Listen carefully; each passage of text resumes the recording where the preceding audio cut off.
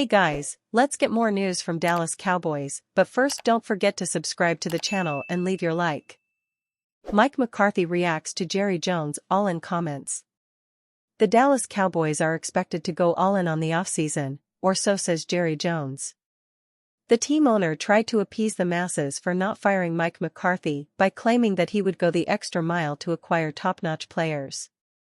Unsurprisingly, the Cowboys head coach had to answer some questions about that during Mike Zimmer's introductory press conference, via RJ Ochoa. McCarthy, however, didn't want to read too much into it or get into detail, simply stating that he was just trying to build his coaching staff first. For the organization? I'm just trying to get a coaching staff hired right now. I think with that, obviously we've had some really good teams the last couple years. We're disappointed that we haven't reached the ultimate goal, McCarthy said.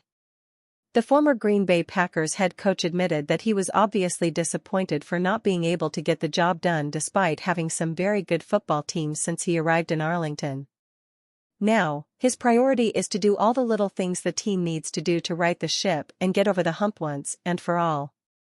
Of course, there wasn't much else he could say about that. Jones often controls the media cycle by making bold statements, and his coach has little to no power over whatever he says or does. Truth be told, it's hard to think this team will be much different from what it's been over the past 3 years or so. Even if that's the case, which it shouldn't be because they're stacked on both sides of the field, the main issues and concerns will still be there, as the fans have lost faith in both McCarthy and Dak Prescott. Mike Zimmer prefaces 2024 plan for Micah Parsons. Mike Zimmer hasn't simply coached for the Dallas Cowboys in his past, but he's been key in helping to develop talent that went on to be not simply notable but, in some occasions, eventual inductees into the Pro Football Hall of Fame. It's a list that includes players like Charles Haley, Deion Sanders, and DeMarcus Ware, to name a few, and that's the trajectory Micah Parsons is currently on himself. So as the 3-time All-Pro linebacker prepares to learn from Zimmer, they'll do so with a lot on the line for all involved in 2024. But before Zimmer can get cooking with Parsons, a plan for what the generational pass rusher has to be put in place. Will Parsons be a defensive end going forward, an off-ball linebacker, or both? Yeah, I mean, obviously he's a terrific player, said Zimmer of the 3-time Pro Bowler and former Butkus Award winner. You watch him on tape and he makes some unbelievably athletic plays. You know, at this point, at the stage right now, I'm trying to figure out, get the coaches in here and then we can sit down. I think one of the strengths that I've always had is to look at players and kind of have a vision for each player and then try to figure out how we can use them in the best way. As it stands, however, the answer is yet to be determined, seeing as Zimmer wants to first have a conversation with Parsons before formulating the blueprint, let alone sharing it with the public, something he may not proactively do anyway, because gamesmanship is a thing. One of the things I would hate to do right now is to tell you how I'm thinking about playing him without talking to him and letting him think, okay, this is what we're thinking about doing with you, Micah. I don't think shouldn't tell you guys first before I tell him.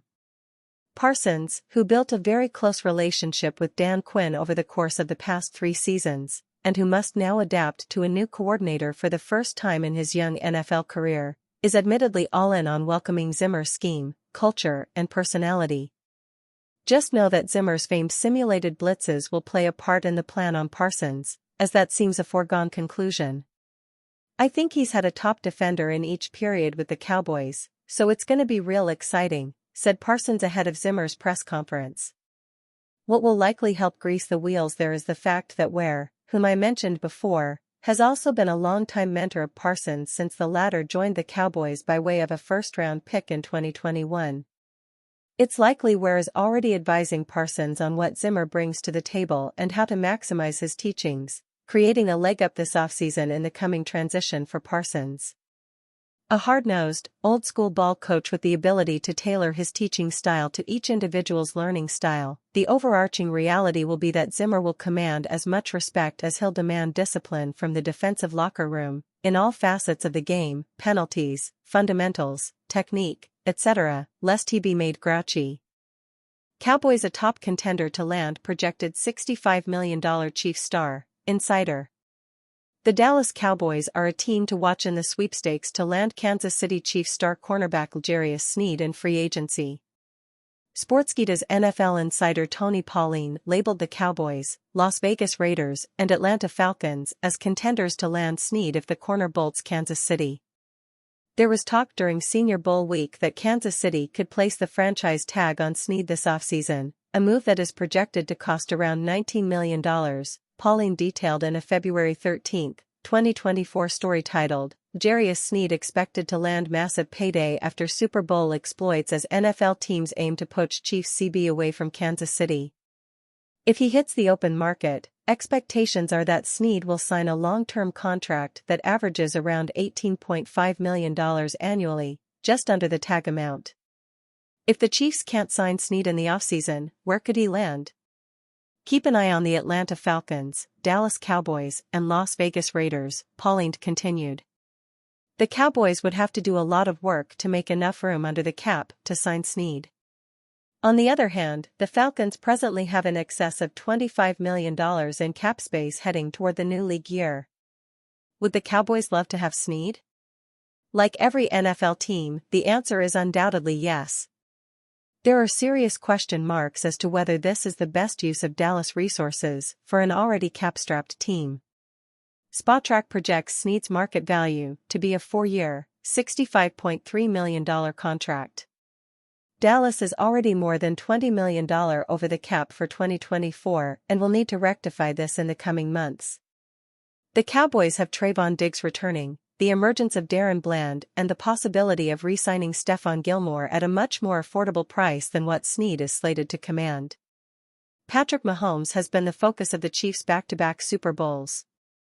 Yet, Sneed and the Kansas City defense are a major reason why the Chiefs are having a championship parade.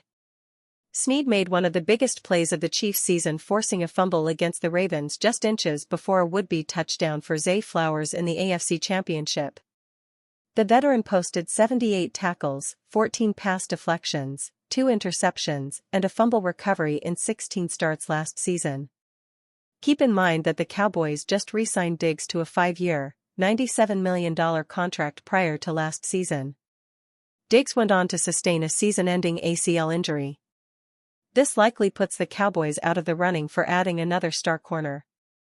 Spotrac projects Gilmore's market value to be a 1-year, $11 million contract. Gilmore may no longer be a Pro Bowl-level defender, but makes some sense for the Cowboys at this price.